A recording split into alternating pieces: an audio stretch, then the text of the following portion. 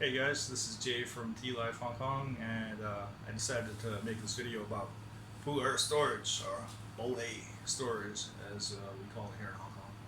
Bole being Cantonese for Pu Erh. So, yeah, I haven't made a video in a while, and as far as tea, it's the first one I've ever made. So, yeah, let's talk about storage. So, yeah, traditional storage, as we refer to it here in Hong Kong, refers to putting tea in a basement with high humidity. Sometimes that humidity is inflated using water. Like you can leave water lying around or even splash it onto the floor or even pour it onto tea. But very often, all it is just packing lots and lots of tea into a small space and letting it ferment.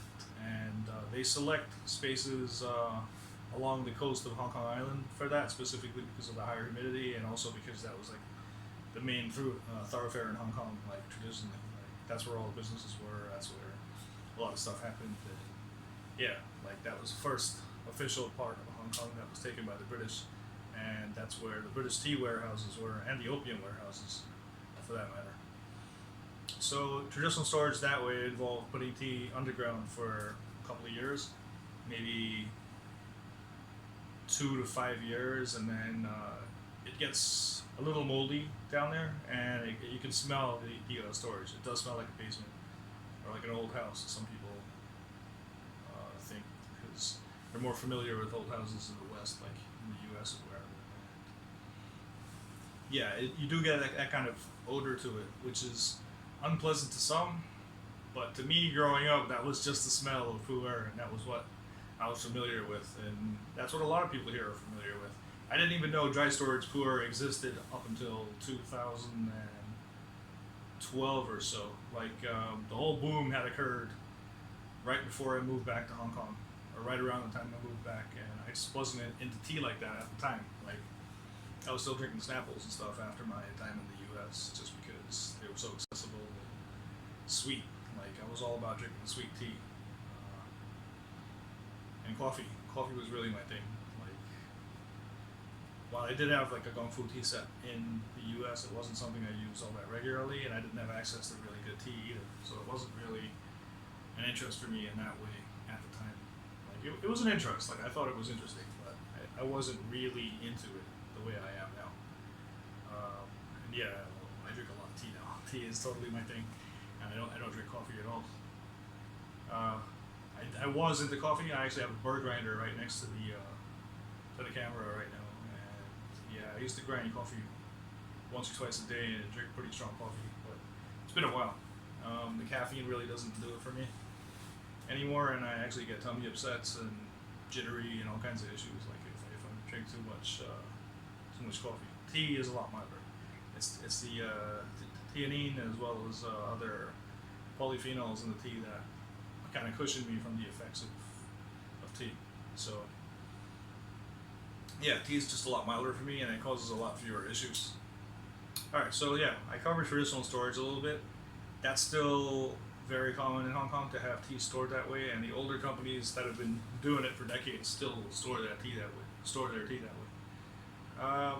What happened in the 90s was Vesper Chan of the Best Tea House here in Hong Kong ended up buying Pu Erh from Yunnan, from Zhongshan, China Tea, formerly CNMP. Um, and he didn't want to store it the way he saw everyone else storing their tea because he'd seen mold and other issues with their storage, and it wasn't really something he wanted to do. So he decided to be a little different and store it upstairs in an industrial building, in one of the old warehouse or factory buildings that we have all over Hong Kong. And I actually operated out of one of those old factory buildings simply because the rent's lower and I need the space. Like it's the ideal location for the kind of business that I have. So he put his tea in there and let it sit there for about a decade, and maybe a little more than a decade, and it transformed like remarkably. Like when people realized what he'd done and how good the tea had turned out, they were amazed because those old cakes were rough, like to drink early on. Like 7542, which is a recipe that he stored and that made dry storage a thing, and really caused the Pu Erh boom of the 2000s. yeah, that recipe when young was very rough and very unpleasant to drink. It's not as rough as it used to be. I've tried an example that was stored for a couple of years in Kunming, and it was actually great, like very aromatic. And even the 2011 that I've stored myself in my warehouse for 2 years, it's just turned out beautiful. So yeah, like the tea has changed over time. It's not quite the same as it used to be. The recipe, it is pretty similar. There are a lot of similarities, and it is still very pleasant. You do end up with a product that is more than just reminiscent of the old 7542, but it isn't exactly the same as it used to be, and it's a lot easier to drink young now than it used to be, just because they know people are gonna end up drinking it young, and they don't want people, recoiling with revulsion if they try the tea. That was a little more animated than I wanted to be, but yeah. So yeah, 7542 was the recipe, and it really put Hong Kong on the map for dry storage, and that spread throughout Guangdong, and then Kunming got in on the act as well, and they started trying to dry store tea as well. Like storage for Pu Erh wasn't really something that people, dry storage at home wasn't something people did, but that set it off. And it took a while for Hong Kong merchants to realize what people were doing. And a lot of the people I deal with still aren't aware that people are really doing this. I mean, they're aware, but it's not something they really think about, and their clientele aren't the type of people who do that because they're just so used to buying tea from them, just drinking tea that's been, aged for a certain number of years and then aired out, which is necessary with traditional storage. You do need to air out the tea for several years, sometimes a decade or more, to get rid of the storage smell. And that process does work very well, and if done correctly, traditional storage tea can be amazing. There's an art to it, and you have to do it right. So yeah, you can either do it well or you can mess it up, and if you mess it up, it can be pretty unpleasant. Dry storage, on the other hand, Hong Kong dry storage mellows out the tea without the humid storage notes. If it's a little wetter than usual, yes, you will get some humid notes, and I have tried dry storage teas from a couple of dealers that have had humid notes, just because they're so used to traditional storage, and I don't know what exactly it is they're doing, but their warehouses are a little wetter than normal. Again, it's that area along the waterfront on Hong Kong Island that's just very humid. And I've actually stored my tea in an apartment by the waterfront for a while, and I did get the similar, humid notes that you would get from traditional storage or humid dry storage, which is what I call it, humid dry storage, because there's a difference between dry storage and humid dry storage. And nowadays, like in Guangdong, it's a very controlled process with dry storage months at a time. Like, they have a lot of money on the line because they have millions of dollars worth of Pu Erh sometimes, and they want to keep it like at the right humidity level.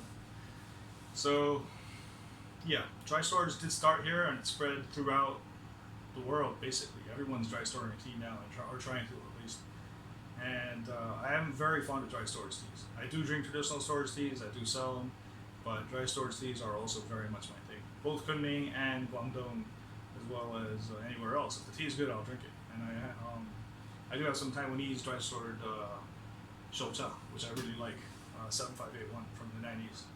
And that 7581 was so good that it made me buy up a whole bunch of ripe Pu Erh bricks. 7581 initially, and then I started experimenting with different recipes from the same period, from the 70s. Like those recipes are still produced today, and yeah, they're great. They're very much my thing, especially if dry stored correctly. Dry storage really brings out sweeter notes from them, which I'm very fond of. So yeah, dry storage does vary a lot, like depending on locale. I was drinking some dry storage shoucha just now from the 90s, from 1999. That was produced for a Singaporean tea company, and it still has some residual notes that would have gone away very quickly here in Hong Kong or even in Guangdong with appropriate storage.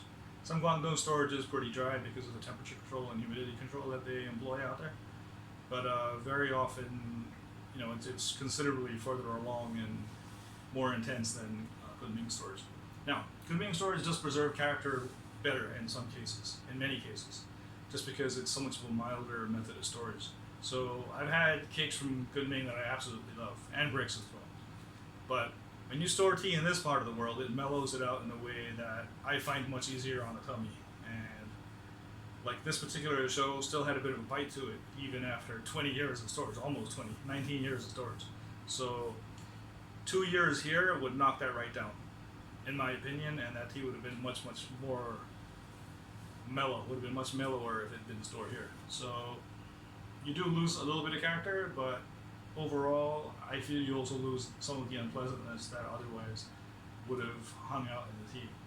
So it really is a matter of taste. Like, I actually have a 7588 from Taiwan up on the site, and I have two different types of storage. I have it stored in Guangdong, and I have it from Kunming as well. And to compare the two of them, like, it is very interesting, and you can see exactly what I mean if you were to try both of them out. So I do recommend, like, anyone who's curious about this whole storage issue, try teas from different places and compare different years and different recipes, and even compare to like factory storage, because like the large factories actually store tea in a manner that prevents aging. Daiyi is a big one for this, and Shaguan as well. They do have a lot of tea put away in a manner in which it doesn't really age, so that it can be aged later on when someone buys it and puts it away, like either a large scale dealer or a consumer like myself or you, for example. So storage is a big thing. Everyone has their own thing, and certain recipes do better with certain types of storage. And some of the new stuff, I feel, really shouldn't even be stored like the old way. Like you don't want to expose it to the air or humidity. Some of the new stuff we call oolong pu, because it's processed to really bring out aroma and flavor, and it's lovely. It's great, like oolong is, like a green oolong, like a good medium oxidation Tieguanyin, or high mountain oolong from Taiwan or Vietnam or Thailand or wherever, because Taiwanese oolong is produced everywhere now by Taiwanese farmers. So yeah, getting a little off topic there, but that kind of Pu Erh, I personally feel, is better off stored sealed and even refrigerated to preserve its character, which is what I would do with certain high mountain oolongs, green teas, or Tieguanyins, because they lose that character over time. That kind of tea will mellow, like if it's Pu Erh, it will mellow, but you'll lose a lot of that character, and the tea will just kind of end up bland and uninteresting. It's very likely that it will end up that way if it is that type of tea. Not all modern Pu Erh, of course, is of that type, but it's hard to know sometimes.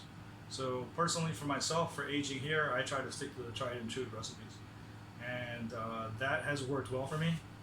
Some of the stuff I've experimented on, as far as single origin or stuff that I thought would age well, but really hasn't. Like, I've lost maybe $1,000 or so on tea like that simply doesn't age well here. But it's still drinkable, and down the line it'll be even more drinkable. It'll just be missing all that delightful character and flavor that it had early on. Alright, I guess that pretty much sums it up. If you have any questions, please feel free to ask me, and I'll be happy to shoot another video. Thanks for watching.